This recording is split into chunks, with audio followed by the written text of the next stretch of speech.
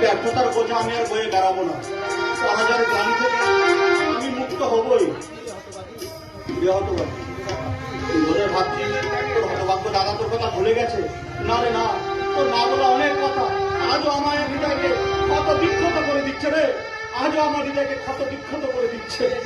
কিরে নিশি, কার ছবি বুকে করে তুই আছিস? নিশ্চয়ই তোর প্রেমিকা। তুই জেনে গেছিস বলে তোর প্রেমিকা তোকে প্রত্যাখ্যান করে চলে গেছে।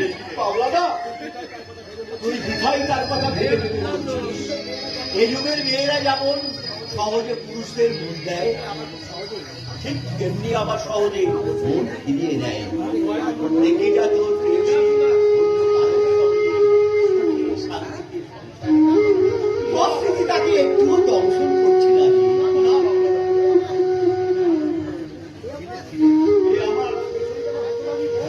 এই ছবিটা আমার হতভাগিনী বোন শ্যামলী।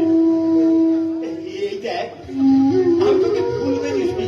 আমি তোকে না জেনে আঘাত দিয়েছি, তুই আমাকে ক্ষমা করে দিয়েছিস।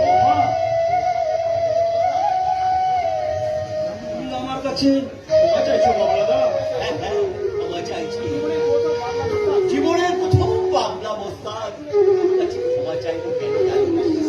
শ্যামলী যেমন তোর বোন, সে আমার বোন। শ্যামলের হত্যাকারী যেমন তোর হত্যাকারী, সে আমার। বাইরের কঠোরতা দিয়ে আমি আমার অন্তরের গভীরতাকে আজও নিচে করতে পারি। তাই পারিনি মনে আমার মনটা মাঝে মাঝে। শান্ত হও বাবলা। জানিস ভদ্র পরিবেশ পেলে, ভদ্র সমাজ পেলে আমি আমি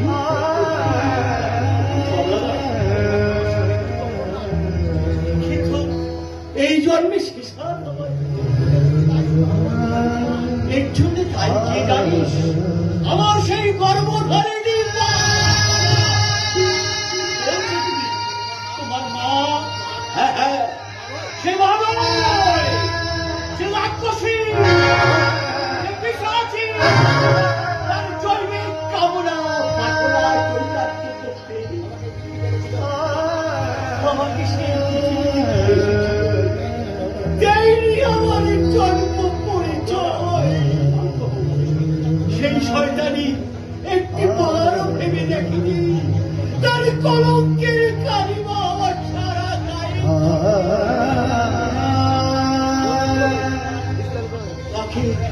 তাকে সামনে পেলে আমি কলম পেতে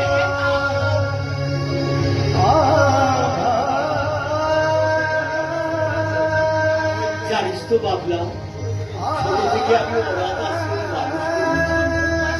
তখন মনে হতো আশ্রম ছেড়ে বাইরে বেরিয়ে আসলে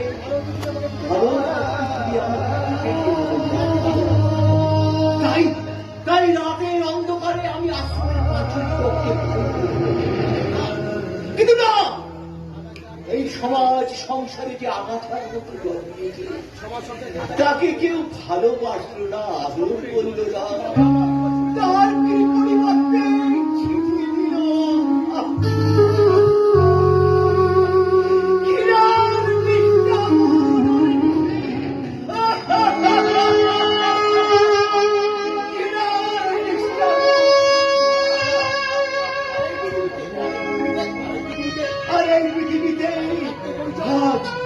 আজ আমার একটাই পরিচয়,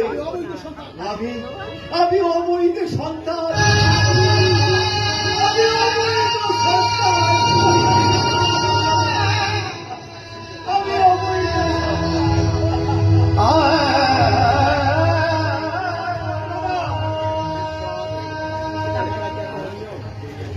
ঈশ্বর, তোমার রাজ্যে কেন এত অনিয়ম, কেন এত পাপাচার? তোমার অভাগা সন্তানদের কান্না কি তুমি শুনতে পাচ্ছ না? তোমার ঘুম কি ভাঙবে না? তুমি কি নিরবৃত হয়ে থাকো?